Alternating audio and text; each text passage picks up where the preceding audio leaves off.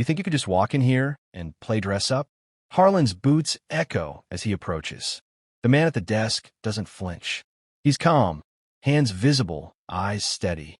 The badge on his chest glints gold. Too new, too clean. Harlan's hand hovers near his holster. Sir, I need you to. On the ground. Now. Harlan's voice is sharp, practiced. The man complies, lowering himself, hand behind his back. Harlan grabs his arm, twists, pushes him face first onto the cold marble. The badge digs into his ribs. The man doesn't resist. He's done this before. Impersonating an officer is a felony, Harlan says, snapping the cuffs tight. The man's cheek is pressed to the desk. He says nothing. Across the lobby, a dozen officers watch. Some with coffee, some with paperwork, all with the same look, relief that it's not them. 8 minutes. That's how long the man stays cuffed, face down, uniform wrinkling, badge pressed into his chest. 8 minutes while Harlan stands over him, radio crackling, waiting for backup. 8 minutes while the rest of the department pretends not to see. Phones ring. A rookie laughs at a joke. Someone walks by with a box of donuts, glances at the scene, keeps walking. No one asks who the man is. No one checks his ID. No one questions Harlan. 8 minutes. The man breathes slow, steady. He's been here before, in different ways. He knows the rules. Compliance buys time. Resistance buys a casket. 6 hours earlier, the man stands in a small apartment bathroom, tying his tie. He's 44, hair flecked with gray, eyes tired but determined. His name is Darius King. Today is his first day as Chief of Police, Westfield PD. His daughter, Maya, leans in the doorway. She's 15, wearing a hoodie, backpack slung over one shoulder. You nervous, Dad? Darius smiles, pins the badge to his chest. Should I be? New job, new city, new people. You're the boss now. I've been the boss before. Not here. Darius laughs, but Maya's right. Westfield is different. The last chief left under a cloud, allegations, lawsuits, a department in crisis. The city council wanted an outsider, someone who did no favors, someone who could clean house. You'll be home for dinner, right? Maya asks. Promise. You always say that. I always mean it. He grabs his briefcase. Inside, personnel files, reform proposals, a notebook with his father's handwriting on the first page. Do right, even when it costs. Back in the lobby, Darius's wrists are numb. Harlan's radio crackles. Sarge, we ran his badge. You need to see this. A pause. What? It's legit. His ID says. The radio cuts off. Silence. Harlan's face changes. He leans down, finally looking at the badge. Chief Darius King, Westfield Police Department. Harlan's hands shake as he fumbles for the keys. The cuffs come off. Darius stands, slow, rubbing his wrists. Red marks circle his skin. The lobby is silent. Every officer is watching. Chief, we didn't know. You didn't ask. Darius's voice is flat, colder than anger. You saw a black man in uniform, an assumed criminal. Didn't check credentials. Didn't ask questions. Just acted. It was a misunderstanding. It was exactly what it looked like. He straightens his uniform, picks up his briefcase. The badge is bent. 8 minutes, Sergeant. 8 minutes while you decided what I was worth. Harlan's jaw tightens. We have protocols. Why? The question hangs. Harlan doesn't answer. Darius walks to the elevator. Officers step back, as if accountability is contagious. We take care of our own here, Chief, Harlan calls after him. You knew. You'll learn how things work. Darius nods. I already have. The elevator doors close.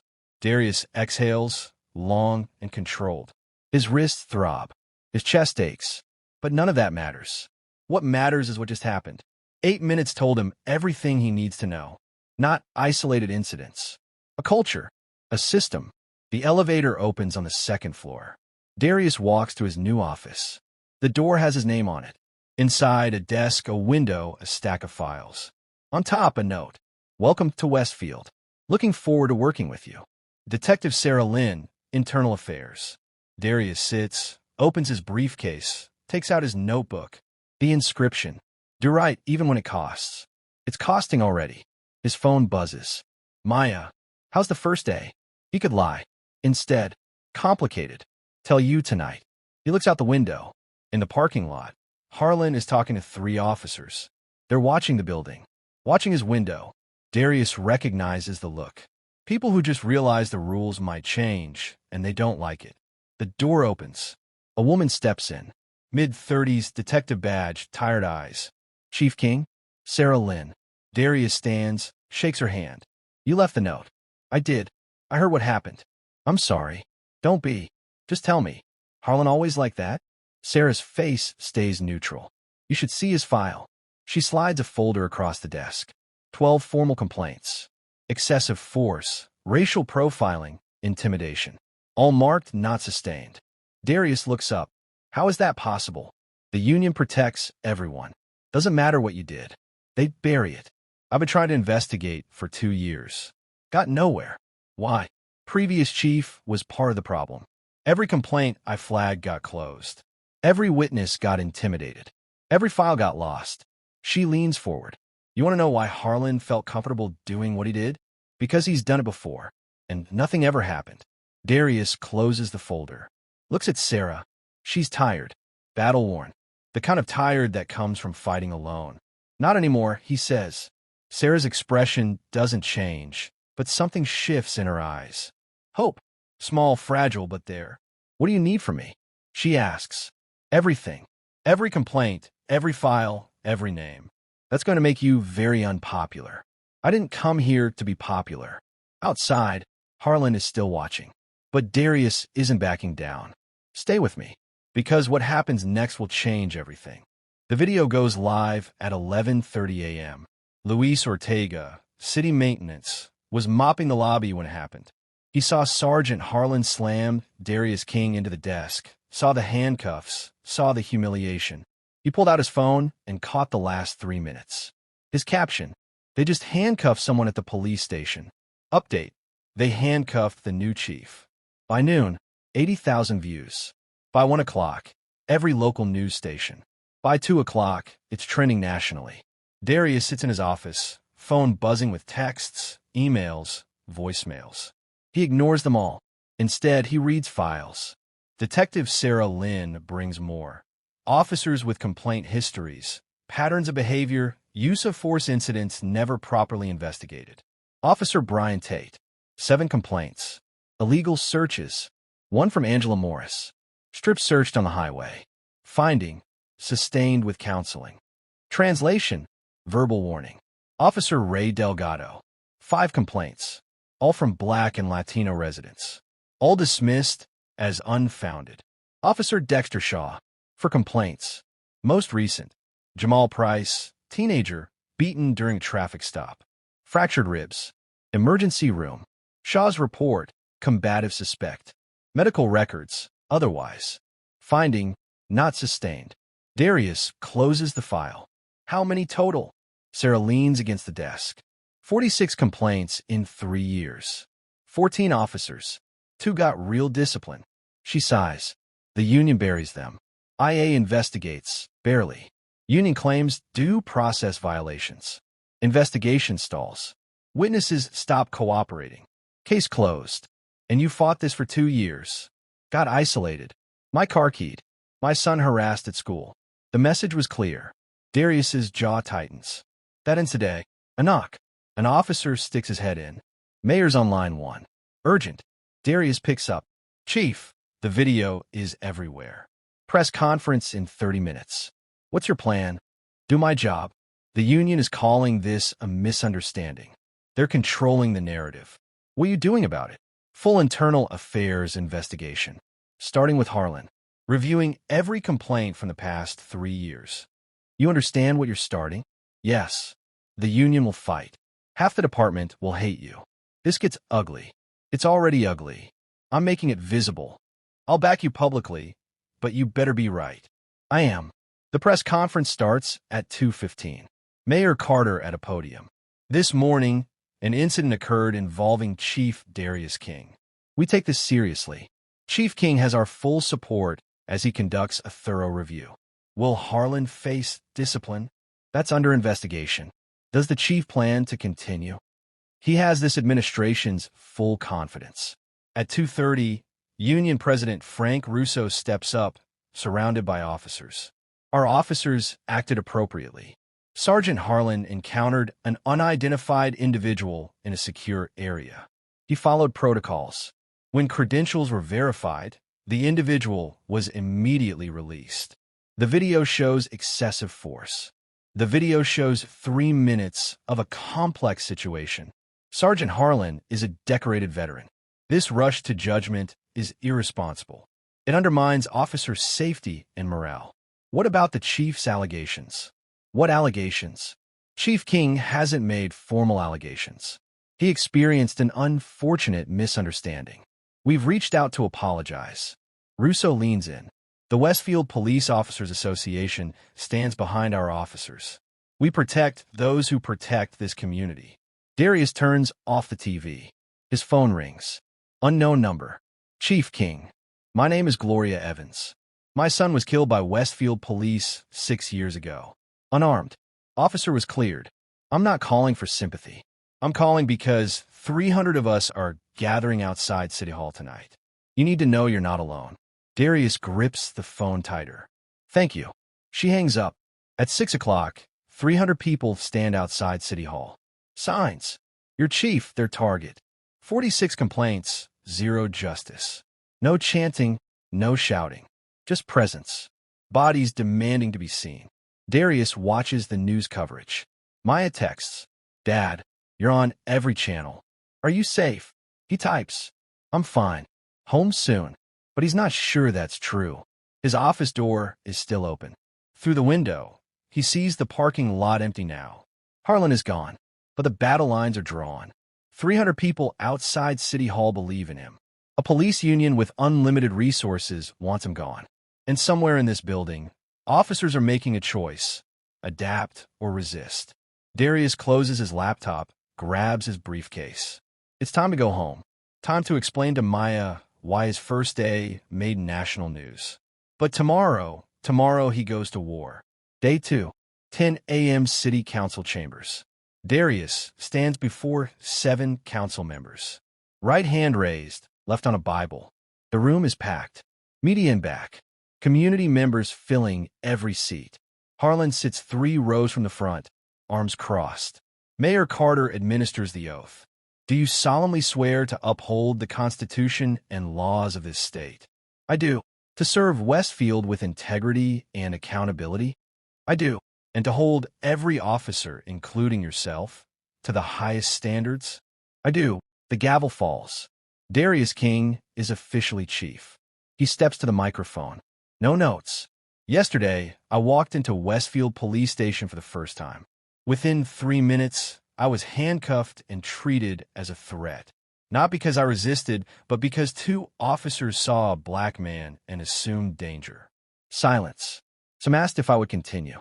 The answer is yes. Because if this happened to me, someone with a badge, someone with authority, what happens to everyone else? He pauses. Effective immediately, I'm ordering a full internal affairs investigation. Every officer involved will be interviewed. Every policy reviewed. If violations are found, there will be accountability. Harlan's jaw tightens. I'm placing Sergeant Mike Harlan on administrative leave with pay, pending investigation. This is procedure. The room erupts. Half applauds. The other half, off-duty officers, sit silent. Darius raises his hand. Noise dies. This department has good officers. Officers who serve with honor. But we also have a culture that protects misconduct. That ends today. Mayor Carter stands. This council stand with you. Meeting adjourned. By 11, Harlan is in internal affairs, handing over his badge and weapon. The symbol is clear. The system that always protected him just stopped. Sarah appears in the doorway. Half the station is in shock. The other half is terrified. Good. Fear means change is possible. Or they push back harder. Let them. Sarah hands him a folder thicker than yesterday's. You want to know how deep this goes? Start here. Darius opens it. 46 complaints, 3 years. Names, dates, allegations, outcomes. Who else has access? Just me. And now you. Why didn't the previous chief act? Because he was part of the problem. Darius flips through pages, complaint after complaint, pattern after pattern. Systematic, institutional, protected. I need to talk to these people. Every complainant. Most won't talk. They don't want to relive it. Then we make it safe. How? ACLU. Civil rights attorneys. Federal oversight, if necessary. We make this bigger than Westfield. Sarah nods. That makes you a lot of enemies. I already have enemies. She leaves. Darius sits alone, the folder on his desk. 46 stories. 46 failures. His phone buzzes. Maya. Saw the ceremony. Proud of you, Dad. Darius smiles, types. Thanks, kid. He sets the phone down, looks at the folder. Harlan's file shows 12 complaints. That means 34 others across 13 different officers. This isn't about one bad cop. His door opens. Sarah returns with a box. Financial records, union contracts, email chains between the previous chief and union leadership. She sets it on his desk. If you're really doing this, you need to see everything. Darius opens the box. Inside, documents that will change everything he thought he knew about this department. But when he starts reading, what he finds goes deeper than misconduct, deeper than complaints. It goes to money, power, and a system designed to protect both at any cost. Stay with me, because what happens next is the reason this story matters. Day 12, 8 a.m. The lawsuit lands on Darius's desk like a threat. 30 pages, filed by the Westfield Police Officers Association on behalf of Mike Harlan. The claim: Chief King violated collective bargaining agreements. The demand: Harlan's reinstatement, removal of discipline records, and King's termination. Darius reads it in silence. Detective Sarah Lynn stands by the window, arms folded, watching the parking lot below. They're not playing, she says. Neither am I, Darius replies. That afternoon, Frank Russo, the union president, holds a press conference. These allegations lack context. Sergeant Harlan is a decorated veteran. Officer Dexter Shaw, named in Chief King's investigation, was a decorated member of this department. Tragically, Officer Shaw took his own life 2 days ago. His family blames the relentless pressure driven by this investigation. This rush to judgment is destroying lives. Our officers followed protocol. Chief King is conducting a politically motivated witch hunt. By noon, it's the lead story. Officer suicide linked to Chief's investigation. The narrative shifts. Darius isn't the victim. He's the aggressor. Maya calls during lunch. Dad, kids at school are saying you got someone killed. Darius closes his office door, voice low. It's complicated. Is it true? Did an officer kill himself? Yes. Because of you? Because of a system that protected him instead of holding him accountable. When accountability finally came, he couldn't face it. Maya is quiet. Are you safe? I'm fine. You don't sound fine. I have to go. Love you. He hangs up. That evening, Sarah receives a text from an unknown number. Drop it or your son will regret it. She screenshots it, forwards it to Darius, checks her son's location. Safe at home, in the parking lot. Her rear tire is slashed, clean, and deliberate. She calls Darius. They're escalating. I'm on my way. Don't. If you come, they make this about protecting me. I'll file a report, but I'm not running. Check in every 4 hours. Deal. That night, Maya comes home with a torn backpack. Darius sees it immediately. What happened? Nothing. Maya. Some girls cornered me after practice. Said their dads are cops. Said you're making them look bad. Called you a traitor. Darius's jaw tightens. Did they hurt you? Just push me. Tore my bag. Names. It doesn't matter. If you do something, it makes it worse. Maya's voice drops. Just let it go. Darius wants to argue, but he sees the look in her eyes. The same look in Jamal Price's file. The look that says, I just want this over. Okay, but if it happens again? I know. They sit in silence. TV is on. A talk show host discusses Westfield. Chief King is overreaching, prioritizing politics over safety. Good officers thrown under the bus. Darius turns it off. Maya looks at him. Are you going to quit? No. Why not? Because if I quit, they win.